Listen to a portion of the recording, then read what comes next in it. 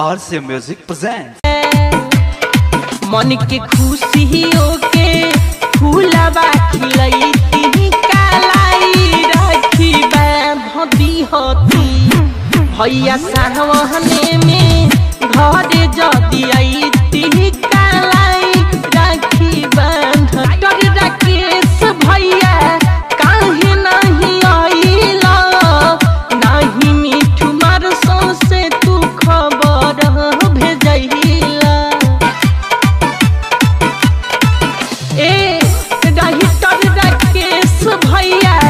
काहे नहीं आइला नहीं संदीप अमित से खबर भेजैला संतोष चौरसिया से फिर भी हम लगैती कालाई राखी बांध दिहती भैया साहवने में घर जदी आईती कालाई राखी बांध दिहती कालाई राखी बांध दिहती है कालाई राखी बांध दिहती है भैया सावने में घर जदी आईती कालाई राखी बांध दिहती भैया सावन